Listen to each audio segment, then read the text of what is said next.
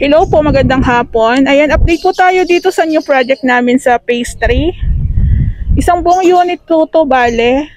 Kasama na po yung ating extension. Ayan.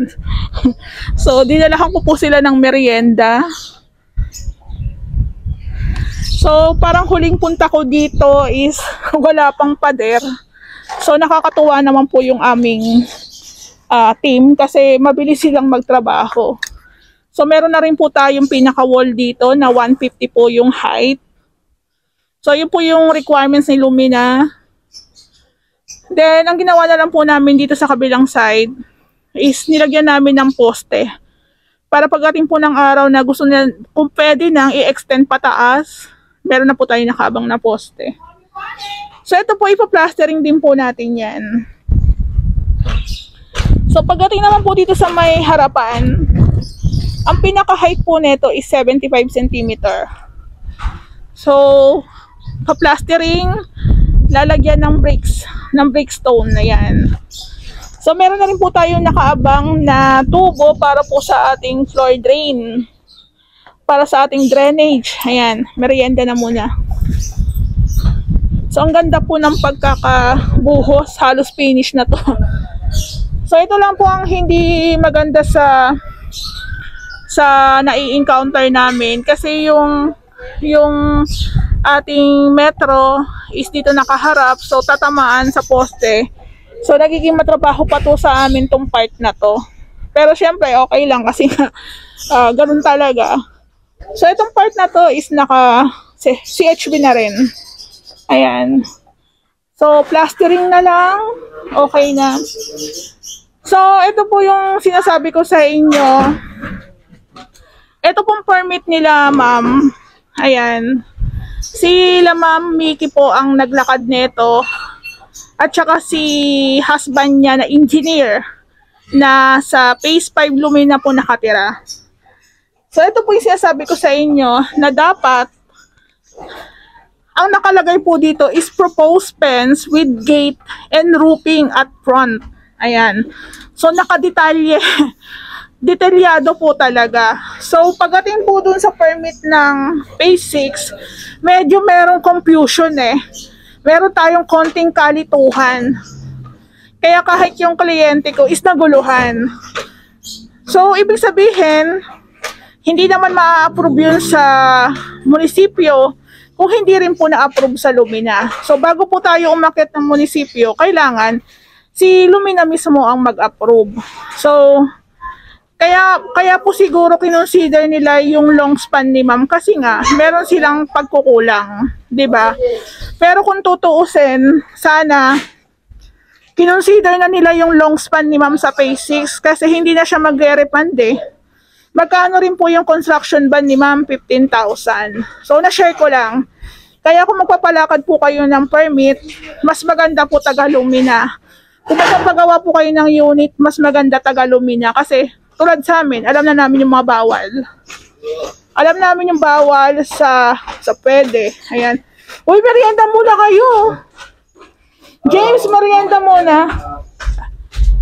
So, nakakatuwa lang. Kagahapon po kasi, parang 2 araw po yata akong hindi nakapunta dito. Gawa ng nagpa-check up din ako. Tapos, kagahapon po sana is meron akong ocular visit sa Phase 6. Row house po sana yon. Kaso, medyo nagkaroon ng problema, hindi pa yata pwedeng ipagalaw yung pinaka-extension ng may-ari doon. So, sad to say, parang nadismaya yung may-ari.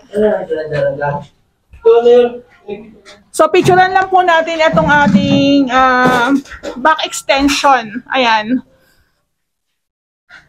So, wala na po kaming lugar na paghahaluan ng semento kasi nga po, magbubuhos tayo ng slab eh. So, kaya po yung pinakataas,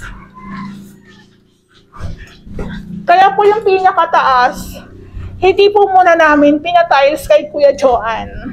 Ayan. So, ito po yung magiging place namin ng haluan ng semento. Ayan. So, medyo matrabaho nga po kasi syempre, mapapagod din sila. Dagdag po to sa trabaho nila. Kaya nga Kaya nga po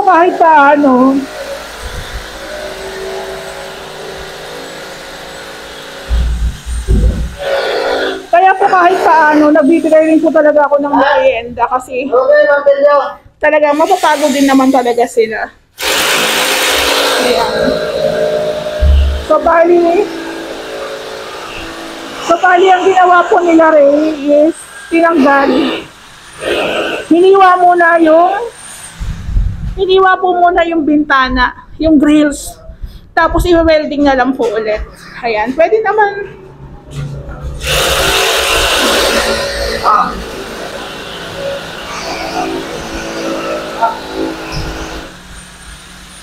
Ayan. So ito po yung sinasabi ko sa inyo, magiging diskarte namin. Kahit kayo po, pwede nyo po itong i-apply sa mga unit nyo. Ayan.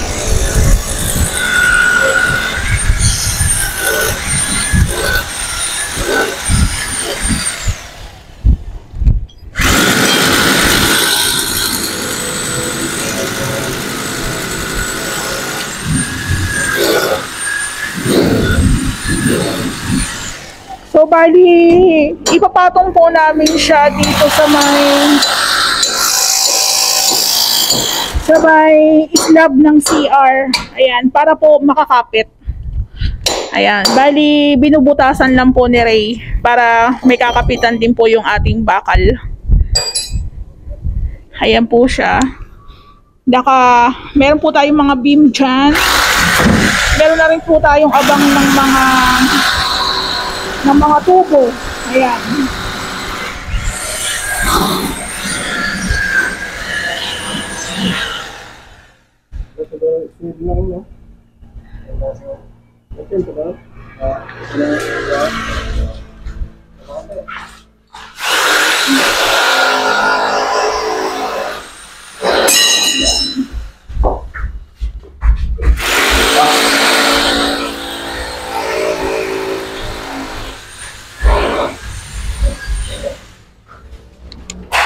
So, maganda po dito, si Kuya James tsaka si Kuya Jake is magkamag-anak po sa yata sila. So, ayan. So, kahit paano, natulungan na natin yung isa, natulungan pa natin yung kamag-anak niya. So, nakakapagod, tingnan nyo. Akit pa nila yung mga graba. mga graba. Pero mas mahihirapan po kami kung halimbawa, actually, hindi kami talagang mahihirapan talaga kasi wala ka na po talagang gagalawan. Wala ka na pong gagalawan. Ayan o, slab, yung likod, kalsada, tapos dito sa kabilang side. So, dito na lang po talaga ang pinaka madaling paraan para makapaghalo kami ng semento at makapagbuhos po doon. Merienda muna kayo. Ayan.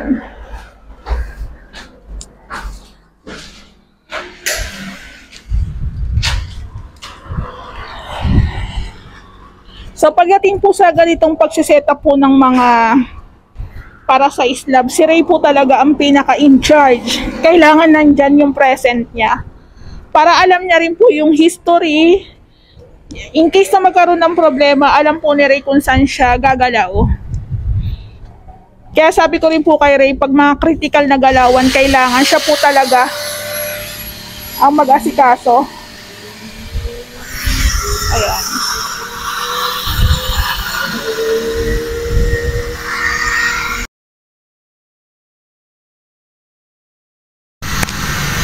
So, bali, i-shoutout ko lang po pala si Sir Nonoy Sky. Natandaan ko lang siya. So, sabi niya, ang maganda po daw sa channel namin kasi napansin po daw nila dun sa mga ina-upload namin na vlog, na mga videos. Mostly daw sa mga kliyente namin is OFW or nasa ibang bansa. Yes po, totoo po yan. So, bali, lahat po kami na lang po ni Ray ang nag-aasikaso. Pagdating po sa materials, ako na po lahat ang nag-aasikaso. Pagdating po sa permits, meron po tayong tagalakad dyan. Meron po tayong engineer. Pagdating naman po sa trabaho, sila Ray po ang bahala. At saka yung team niya. So, ganun lang po.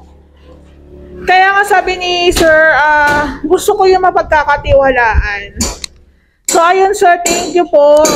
Shout out po sa inyo at sa inyong wife na nasa ibang bansa. Tapos, i-shout out ko lang din po si Sir Tuto Mix na lagi rin pong abang sa aming mga uploaded videos. Ayun, sir, maraming salamat po kasi kahit paano, alam niyo yon na hindi ka naman masyadong maraming subscribers pero may mga taong nagmamahal sa'yo. Parang ganon. Kasi yung tumututok po sa amin talagang yung parang nagiging pamilya na namin. Tapos i-shoutout ko lang din po si Ma'am Madluki. Ma'am, pag may time ka po, try mo akong i-PM. Meron po akong sasabihin. Ayun. So shoutout po kay Ma'am Madluki kasi meron din po siyang unit dito sa P6 Lumina.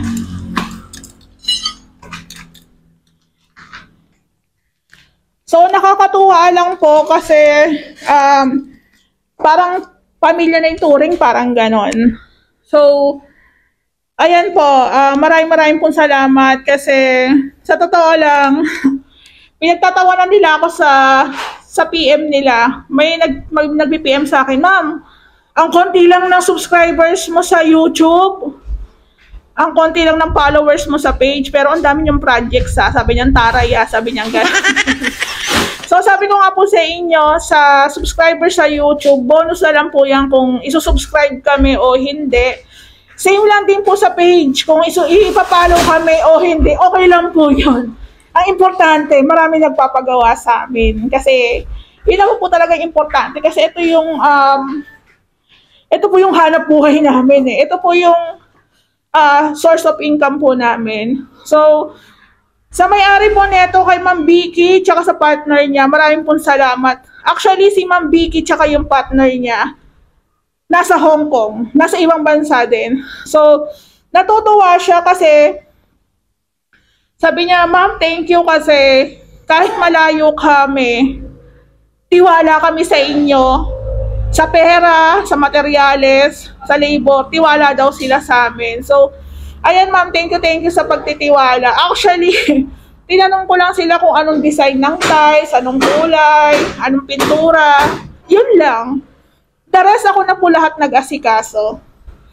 So, doon po sa mga makakakita ng aming channel, maliligaw sa aming channel at may unit dito sa Lumina Tansa, ang swerte nyo po. Ang swerte nyo. Kasi andito kami. Ayan.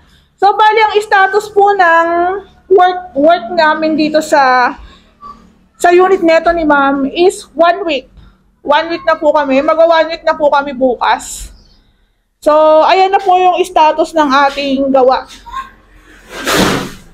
So, doon po sa mga may trabaho, busy, malayo, OFW, at may unit po kayo dito sa Lumina, pwede nyo pong ipagkatiwala sa amin yung unit nyo. Ayan. So, mahirap pong makahanap ng mapagkakatiwalaang contractor. Ayan. So, bali sa amin, hindi kayo iiyak. Sulit po yung ano nyo. Sulit po yung inyong pera. Sulit po, sulit. Kaya po, doon po sa mga gustong mag-inquire, mag-canvas, magtanong, huwag po kayong mahiya mag-PM sa amin. Kasi yung presyo namin, reasonable. Hindi po malaki yung presyo namin, hindi po kami nagpapayaman agad. Ang gusto lang po namin, tuloy-tuloy ang aming trabaho. Ayan. So, ang maganda rin po dito sa unit nila, ma'am, isang bagsakan ng bili ng materyales. Ang status po ng gastos sa materyales po, halos, eto na, kompleto na, diba? Halos kompleto na tayo eh. Ang wala na lang po dito yung para sa cabinet, tsaka yung para po dun sa labas na breakstone, tsaka po yung spandrel sa labas, at tsaka yung PVC roof. Pero alam nyo ba, kung magkano na inabot dito? Umabot na po kami sa 180. 180 pa lang po. Ayan, 180. Oh, 'di ba? Pero halos kompleto na namin yung materials, 'di ba? So, sa isang Angelic Townhouse, estimated ko po talaga labor tsaka materials. Depende po sa contractor hindi po tayo papalo ng 300 sa materials. Kumbaga parang mga 400 to 450 po yata ang isang Angelic Townhouse na magagastos nyo sa buong renovation. Ayan. So, siguro kung si ma'am gagamit ng mga PVC panels, medyo magbabago yung ating material cost. Ayan. So kaya doon po sa mga unit dito sa Lumina, ulitin ko lang po, wag po kayo mahiyang magtanong sa akin kasi nag-reply naman po ako. Kung ang problema nyo po is maglalakad ng permit nyo, meron po tayong legit and trusted na mauutusan. Ayan, mauutusan maglakad ng inyong permits. Sa tubig at kuryente po, meron din po tayo. So sa amin po sa Ray House Makeover, halos sa pag-aralan ko na Halos na pag-aralan ko na po, meron na po tayong contact sa tiles, meron na po tayong contact sa mga materials, sa mga PVC roof, meron na tayong contact sa mga PVC ceiling panels, meron na tayong contact sa mga waterproofing, meron na tayong contact. Kaya po sa akin, kahit ako pumagasikaso lahat, hindi naman po ako ganong nahihirapan. So, ayun, kung halimbawa si client may konting pamerienda o pa-additional na payment, 'di ba? Nakakataba ng puso. Kasi kahit paano, 'di ba? Nare-recognize yung effort mo dun sa unit. So, sabi nga nung may-ari nito, share ko lang. Magbibigay daw siya sa akin. Sabi ko, okay lang, sige lang. Ayan, so ito po yung update natin dito sa phase 3. Ayan.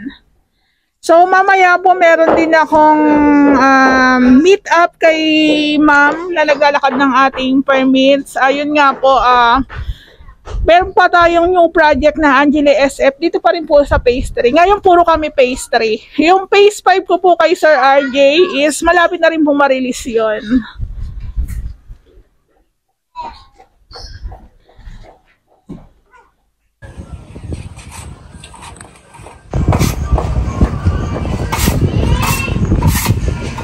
Magandang hapon po. Ayan, update po tayo dito sa ginagawa naming project sa phase 3. So, meron po tayong tatlong project dito sa phase 3 na halos magsasabay-sabay. Merong Angelic Townhouse, merong Angeli SF, tsaka meron po tayong Angeli na Enlat. Ayan. So, bali, ang status po ng aming gawa dito is 1 week na. 1 week na po siya. Then, halos nabuo na po namin yung back and front extension. So, ngayon parang kinikinis na po siya nila Kuya James tsaka ni Kuya Jake. Ayan.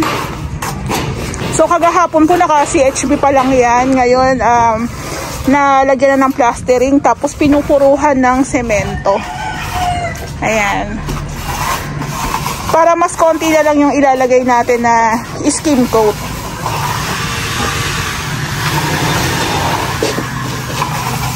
So, pati po yung kabilang side niyan is pa-plastering natin para maganda rin siyang tingnan.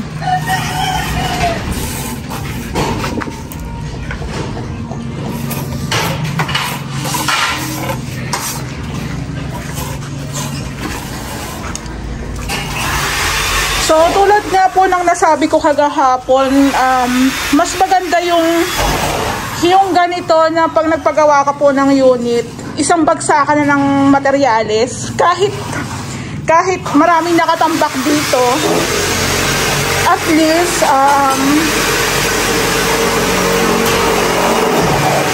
kagandahan po kasi nito is tuloy-tuloy yung gawa namin, hindi kami mabibitin sa materyales. Ayan. So, ito po yung ating back extension, tabi po. Kung kagahapon po, meron pa tayong mga nakikitang liwanag dyan kasi nga wala pang buhos, pero today wala na kasi nga nabuhusan na po nila kaninang umaga. So kung mapapansin nyo, parang dalawa lang yung tukod. Ayan o, diba? Pero sa mga side po, ayan, marami po siyang brace. Kumbaga diskarte, diba? So ito po is meron siyang bar counter. Kaya ito pong bintana na to is tatanggalin natin. So minsan kasi yung mga kliyente namin is napapanood din nila yung mga uploaded namin na video. So nagkakaroon na rin sila ng ideas. So itong pinto na to tatanggalin natin. Tatanggalin natin tong bintana, titibagin natin to. Ayan, hanggang dito lang sa may konting taas lang. Ayan. Tapos meron din po tayong cove ceiling dito. So ang kagandahan din po na meron na tayong extension. Safe na rin po talaga. Lalo na kung ang extension natin is naka-slab. Ayan. So mas maganda po talaga pag nagpa-extend kayo ng unit. Mas magandang kunin nyo building permit tapos naka-slab. So tulad po nung nasabi ko, parang ito yung first project namin na ililipat yung pinto dito sa kabilang side. Meron na kami nagawa ng lipat pinto, pero Angeli SF. Yung kay Ma'am Flor. Kay Ma'am Flor, tsaka kay Sir Boyet. At tsaka kay Sir William. Tatlo na palang nagawa namin sa SF. Pero ito kasi townhouse.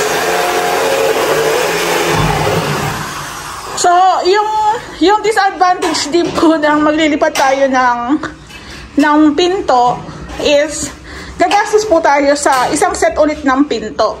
So, kung ito po titibagin natin, matik po to na tawag dito, masisira kasi plastic siya, nakadikit na siya halos sa semento. So, pero ayun nga, depende sa nagpapagawa. Kung magagastusan ka talaga. So, ito po yung pinto nila, ma'am. Gusto nila puti lang din kasi nga ang pinaka-team ng bahay is black and white. So, ang gagawin po natin dito, sasarahan, tapos itong pinakababa, itutuloy na po natin yan dito para isang buong landing na yan. Ayan. So, meron ditong gusto si ma'am, parang gusto niya rin parang altar. So, hindi pa lang niya ma-figure out kung anong design o anong combination ng black and white. Pero gusto niya rin meron siyang mini altar dyan. So, let's see. Kasi, maganda rin yung naumpisan namin kay Ma'am Flor na may altar. Nasabi nga ng iba parang simbahan na. Hindi naman. Okay naman tayo sa simbahan. Pag sagradong katoliko ka kasi, syempre, ganun talaga tayo. Ako, katoliko ako. So, sa amin talaga dapat mayroong mga ganun, may bulto. Siyempre, i-respect po natin yung mga ganung bagay. So, let's see kung ano yung magiging plano ni ma'am. Magta-try din akong mag-suggest. Ayan. Sabi po. So, yung bathroom nila ma'am, okay na din. Natanggal na halos lahat ng tiles ni Lumina. Ayan. So, pag matigas na yung ating slab, tuyo na, pwede na tayo magtibag-tibag. Ayan. So, madali na lang po ito.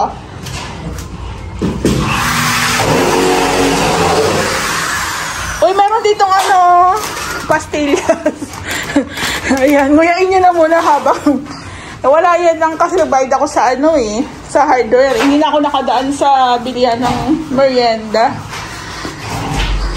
So, ito rin pala yung concern ni ma'am kasi di ba nung ulan ng ulan, ayan, talagang pag may nakita kayong mga bakat, diyan po talaga yung dinadaanan ng tubig. Pero, pag nagawa na po yung extension tsaka yung slab ng bathroom, pwede po natin yan lagyan ng topping, then lalagyan natin ng flexiban. Ito yung dalawang power mix. Ayan o. Gagamitin po namin to. Dalawa po yan. Tapos bibili rin kami ng Sista waterproofing. Sa materials po ni ma'am, ito total ko po kung magkano na po inabot. Ito po, possible, magdagdag po kami ng semento o kaya adhesive. Pero yung iba pong mga bakal, kahoy, pinto, okay na po yan. Pati po yung mga tiles, yan na po yung bilang yan.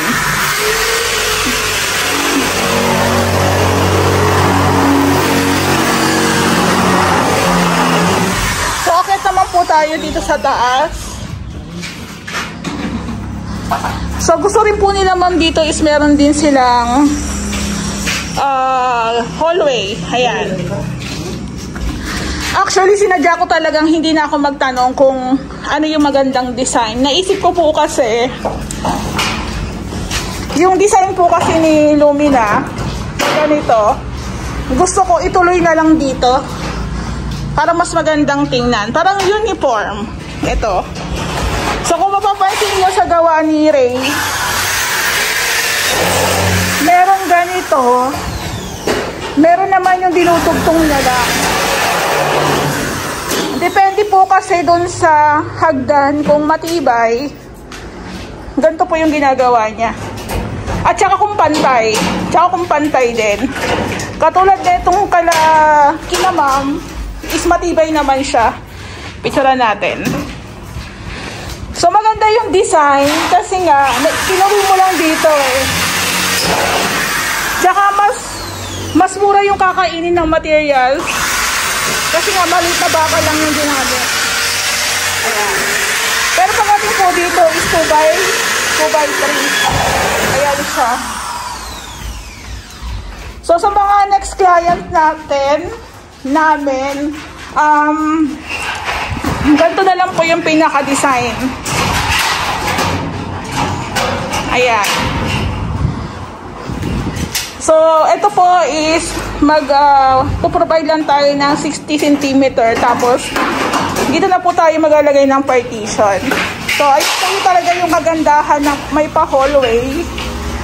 So, pwede mong ma-access yung bintana mo dito. Pwede mong buksan, pwede mong sarhan. Ayan, o, diba? So, dito nga po pala is nakapaglatag na rin sila ng insulation tsaka ng mga metal parings. Ayan, nakapag-start na rin sila sa kisame.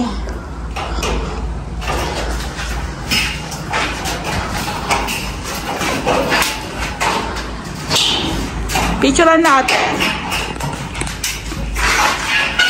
So, hindi ko alam pag share ko sa inyo kung bakano inabot ng materialis na namin dito. Baka magulat kayo kasi sa totoo lang,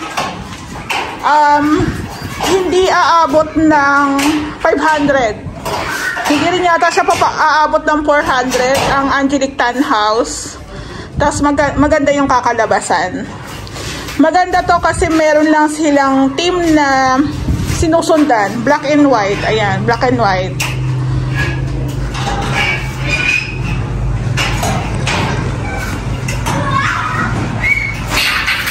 Ayan. So, medyo mataas-taas yung ating ceiling dito.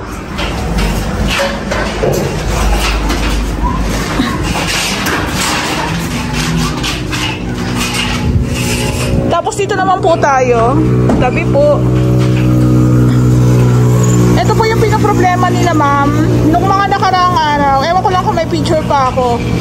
Yung kanilang bathroom sa taas, yung pinaka-slab is wrap na. Siguro may mga crack lines na, may mga bitak-bitak na. Kaya nagkakaroon na po ng leaks sa loob. Ayan. So, ang ginawa po nila, nung naglagay sila dito ng buhos, ng halo, ayan. Sinabay na po nila tong ating bathroom.